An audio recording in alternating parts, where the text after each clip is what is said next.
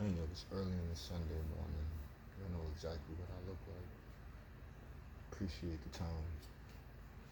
I'll go Smackdown right fast. Upstairs where it's quiet. So I'm really just trying to get this in now before the day turns into, whatever it turns into respectfully. So I appreciate the time coming out to listen to what I got to share real fast in regard to this product. Um, I heard boring. I heard boring from one of the more respected sources that I rock with in doing this. Um, Paid by numbers. As far as I was concerned, I'm looking at more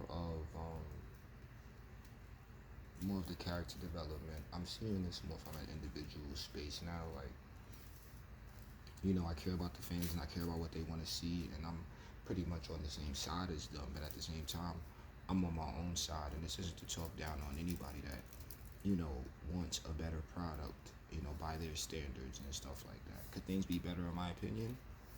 Absolutely. I don't think you're ever gonna get like a just perfect show. Maybe these guys have in the past, but in the new era with all of the changes and the politics, I'm pretty sure even they get it. Like, I'm not really gonna, and it's been like this, but I don't really care for, you know, dwelling on why a poor decision was made because there might be factors that I don't understand, that went into it. And, to complain about it when you know there isn't anything going to come out of it, there's levels to it because maybe down the line something else could be different. But whatever. Uh, Lukewarm, open, and done. Usos came out to start a Smackdown strong, standing as a united front, looking like brothers, and I like that. That was solid. Cool promo, strong, confident. It's good. Now Jimmy and Jay, I'll say they are like the best tag team in the E. I was really a New Day guy, still am. We're still waiting for Big E to get back.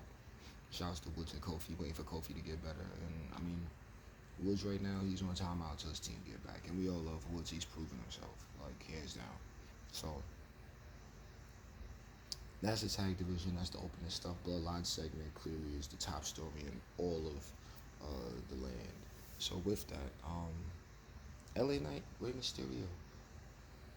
Rey Mysterio picks up, excuse me, LA Knight picks up the victory. And we all love Rey. But now, um, since Rey's been celebrated, uh, I mean, the way he's been celebrated since he came over to SmackDown, it really feels like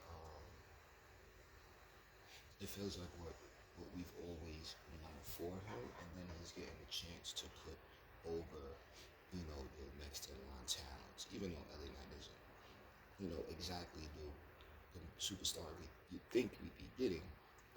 I'm extremely excited to see, what he has, moving forward. Like, I've been liking LA Knight since he got to NXT.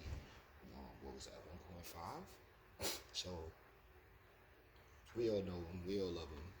You know, I can't even say enough, and I'm not about to try to go into it. Him picking up a victory over Rey Mysterio, it was good on Rey because he's, being a legend. But then it's great for LA Knight because we've all technically been waiting for this guy. His popularity is. And speaking, you listen to those people, man, and I really think if you do a good shirt, then it'll work out for him. Like, we know that there's superstars that, can make themselves stars, but then there's superstars that can get that rocket strapped to them. But then you got the LA Knights, who is somewhere right in the middle of all of that. Rey Mysterio in the LWO right now, I think it's time to start. I feel like they got Selena over, they've gotten Santos. Well, Santos right now is the project. Um, Wilden, Del Toro, I was banging with him from 205, but let's go ahead and rapid fire this because shit is starting to hurry along now. My chaos is starting to start. Ronda Baszler, Alba Fire, Isla Dawn, Undisputed Women's Tag Team Championships. Oh, blah. I love Ronda, I love Shayna. Everybody's getting double titles. Then we're gonna unify them. Then we're gonna move them into a new championship.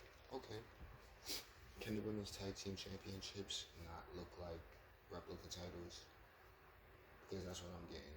Oh, they're gonna have the white strap for the women. Why not just make it pink, right? Jokes aside, the creative belt on 2K, it has way more to do. So to have the generic, PG regular stuff with these championships that you just copy paste in, and you're not even making sense of it. With that whole undisputed championship in Oscar, in respect to Oscar, like we love Kyle, but it's like, the politics of it. Love the championship. The idea is great, but aesthetically, I'm just really not a fan of seeing like a female version, quote unquote. And then what's the indicator? A white strap? I don't like that. I'm not really. I'm not really. I'm not sold on the championship. But you know, are we on? I don't even know if my audio is still working or not. Whatever. So with that, Ronda and Shayna got him. That's good. Liv returned. That's great. Her and Raquel gonna get the championship. I mean, Liv from the shoulder injury she got like in no time flat, so that's a good thing. We're gonna hope for the best with her. And then we had Pretty Deadly in the Street Profits. Okay, Pretty Deadly is on the way out. They need a tag team like that. I've been saying it. They've been looking for a tag team or a superstar to cover this um, category for a while now, since Finn came out with the rainbow trunks at Mania. This was a long time ago. Like I remember even Stephanie talking about that a long time ago. Like, oh no, we're trying to get that. We want to advocate for the, LGBTQ community and such like that. So I'm actually liking them. I think they're funny. I've been saying since they came over. I think they're NXT UK success story, and I'm not against it. Now, next. Charlotte Flair, Lacey Evans. Hold on, who did they defeat? So I don't run anybody out. I mean, the Street Profits are already solidified, and we know that. Charlotte Flair, Lacey Evans. Charlotte won, not bad. Oscar came through after the fact. Got some quick crazy in. Tuck Pins crazy Oscar though.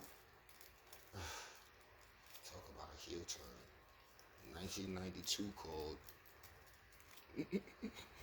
Anyway, and then Solo beat Sheamus, but then the Usos came running in. Honestly, I haven't even seen the rest of that match yet. I just wanted to come on here and get this in because I don't know what my chaos is going to turn into. But beyond that, Solo running around on a warpath, I think it's healthy.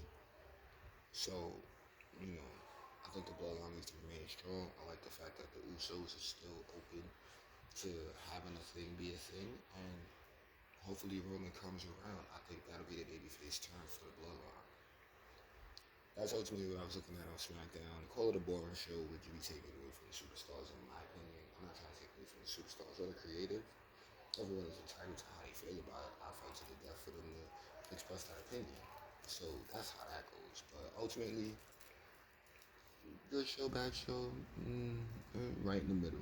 Wasn't boring. I'll say that. It had its elements of, alright, what's about to happen next? But it's a work in progress. Do we call compromise when it comes to who the show is catered toward? Save it for the next episode. Subscribe.